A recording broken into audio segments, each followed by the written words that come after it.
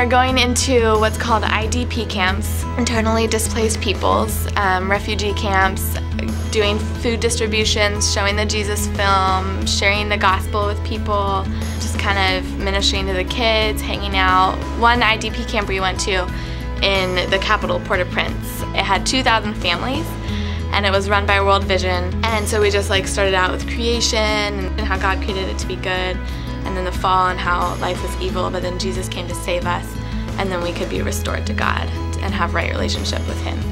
And I think that impacted the people because we, after each chapter, we asked them a question like, do you see the good in the world? Do you see how evil has changed the world?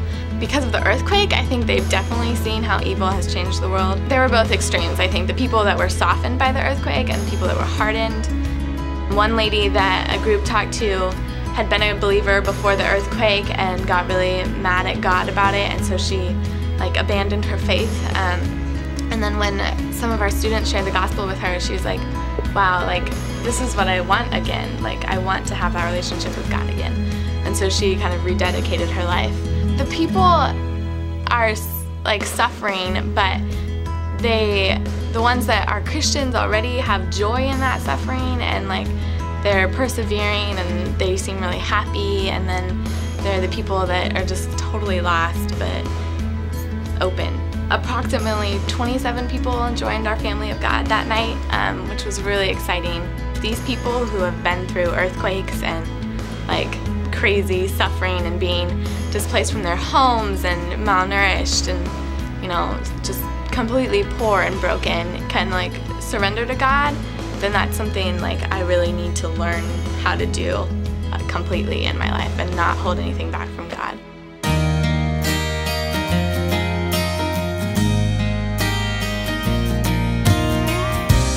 When missionaries come to you and say, we don't need your money, we just need you to come, and we can't do the work unless people come, that was a motivation for me. The purpose of our trip was to assist missionaries that are over there, to help them establish relationships within the people group that they're trying to reach.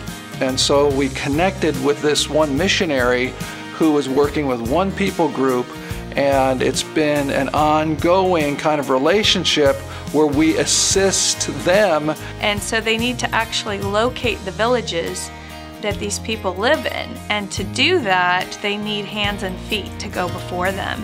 And it's almost like the team creates energy and attention within the market towns.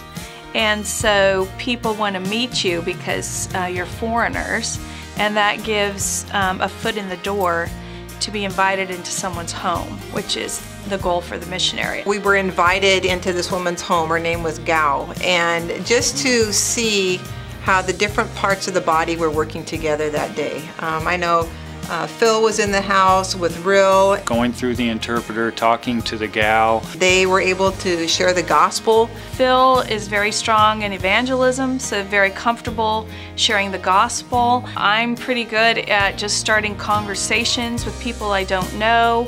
I was outside doing this little project with 3 little girls who were just loving, just doing something fun and girly. I was playing frisbee with the kids, with about, you know, half a dozen of them.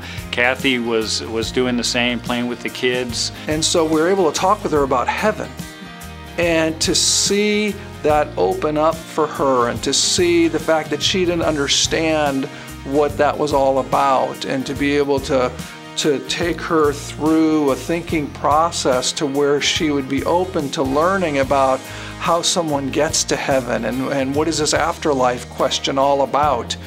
And it was an amazing time. And that opened the door for the missionary Andy to be able to explain the gospel to her in a chronological format, and then for the Chinese interpreter to actually take the missionary's words and put it into the local language so that that woman could really understand the essence of the gospel. I can't tell you how satisfying that was to be able to sit there and just be part of that whole process. Or other times we actually took the strategy of following them up a mountain and finding their village. So at one point, the missionary was actually with Kathy Vahuska and his little boy, 4-year-old Elijah, and they were able to follow these ladies up a mountain and find a village of 500 people of this people group that they did not know was there. We got to the village, and we were there with the missionary's wife that day, and she said, "Welcome to the ends of the earth." Wow. You know, that you are taking the Word of God, the news of salvation, to the ends of the earth. I don't think there's anything more important than that. You know, from my role as missions pastor here at LBC, there's an indisputable link between short-term missions and long-term missions.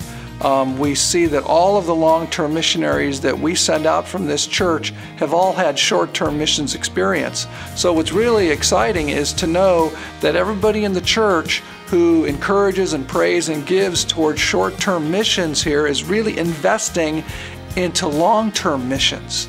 And so we can just really be thankful for the way that God uses all of you who gave and prayed and encouraged us in this process, because you're building long-term missionaries, and we thank you for that.